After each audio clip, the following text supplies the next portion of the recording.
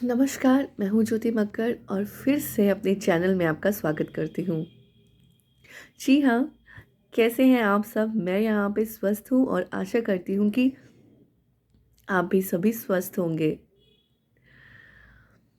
तो आज का जो टॉपिक है आपने थंबनेल में पढ़ लिया होगा कि हम अपने मन को कैसे वश में कर सकते हैं। वैसे तो ये बहुत ही डिटेल्ड क्वेश्चन है क्योंकि इस पे हम जितनी भी बात करें उतनी ही कम है।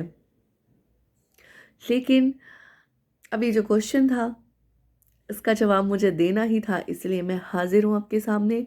और ये जो आपके साथ में चीज़ें शेयर करने जा रही हूँ ये ट्राई एंड टेस्टेड होती हैं, क्योंकि मैं भी एक मैरिड वुमन हूँ और मुझे पता है, एक मैं एक स्टूडेंट भी रह चुकी हूँ, तो मुझे पता है कि हम किस एज में कैसा और किस तरह से महसूस करते हैं। तो आज ये जो बात मैं करने जा रही हूँ ये बहुत ही इम्पॉर्टेंट है। मन को वश में कैसे करें, या फिर जो हम ओवर थिंकिंग के शिकार हो जाते हैं, या फिर हम कह सकते हैं कि हम बहुत ही ज़्यादा एक चिंताग्रस्त हो जाते हैं और एक चिंता को हम बार बार अपने दिमाग में लाते रहते हैं, मतलब वो एक लूप की तरह चलती रहती है और हम उसी में फंस के रह जाते हैं। तो हम उससे कैसे निकलेंगे? देखिए, सबसे पहले अगर हम मन की बात करें तो मन को समझना ज़रूरी है। जिस तरह से श्रीमद् भागवत गीता में श्री कृष्ण जी ने अर्जुन को कहा था कि हे पार्थ, इस पूरे मनुष्य शरीर में मैं तुम्हारा मन हूँ। यानी कि मन बहुत पावरफुल चीज़ हो गई। अगर आज हम यहाँ बैठे हैं तो मैं गोवा के बारे में सोच सकती हूँ ना, मेरा मन गोवा घूम सकता है, वर्ल्ड टूर भी कर सकता है और किसी के बारे में कुछ बुरा भी सोच सकता है। क्योंकि मैं ये सोचती थी कि जब भी मैं पूजा पाठ करती हूँ तो मेरे साथ ऐसा क्यों होता है कि मैं पूजा करते हुए या तो मेरा ध्यान मेरे बच्चे की तरफ है या फिर किसी काम की तरफ। बस यही तो हमारा मन है, कभी कहाँ कभी कहाँ। कभी वो कहीं जा रहा है घूमने और कभी उसकी डेस्टिनेशन कोई नहीं है। वो एक डेस्टिनेशन को पकड़ के नहीं बैठ सकता, उसकी हज़ारों डेस्टिनेशन है। उसका मन जब भी करेगा वो वहाँ चला जाएगा। मन का भी मन है। तो मन के विषय में हम समझने के लिए मैं आपसे एक कहानी शेयर करूंगी। कहानी कुछ इस तरह से है।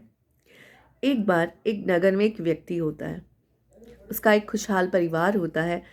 और एक बार संकट के बादल छाए और उसकी पत्नी का देहांत हो जाता है।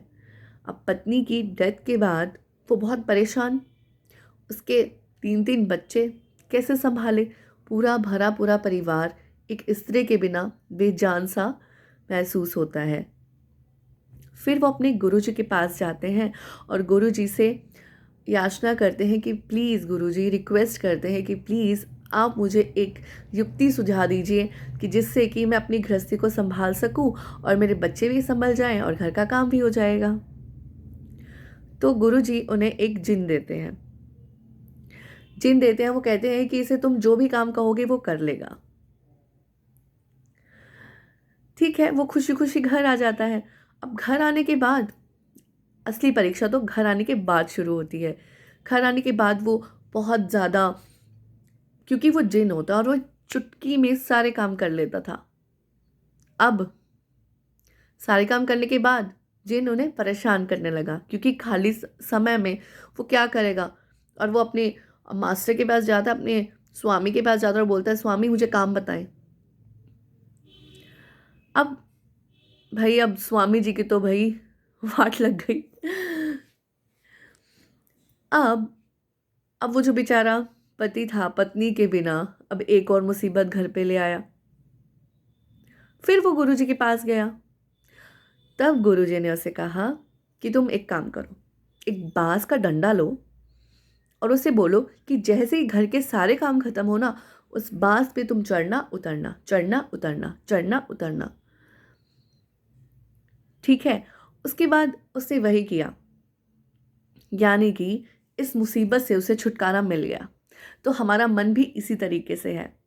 अगर हमें अपने मन को वश में करना है तो हमें क्या करना होगा? देखिए गाइस, ये कहानी सुनाने का मेरा मकसद सिर्फ एक ही है कि हम ये पहचाने कि हमें एक्चुअली में किसकी ज़रूरत है। हमें उस ईश्वर को याद करना है। हम खाली समय में क्या करें? सोशल मीडिया भी कर कितना देख सकते हो आप? बोर हो जाते हैं ना? कितना टीवी देखेंगे? फिर भी मन में शांति नहीं होती। मन तो इधर उधर हो जाता है, चलो 2-4 मिनट के लिए, कि चलो ठीक है कि टाइम पास हो रहा है, लेकिन अब उससे हम निजात कैसे पाएं? उसका एक ही तरीका है, उसका सहारा ही एक है कि आपको अपने ईश्वर में पूरी श्रद्धा रखनी होगी।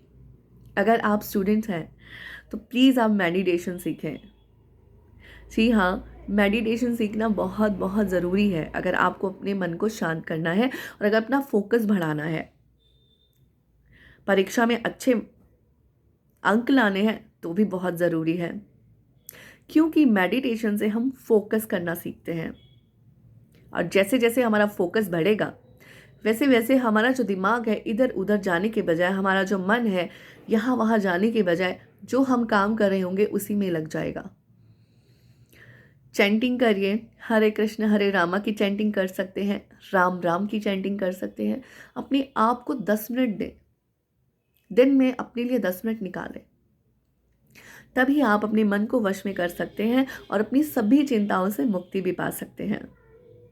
अगर जीवन में कुछ समस्याएं हैं तो ये बात हमेशा ध्यान रखें कि चाबी पहले बनती है और ताला बाद में।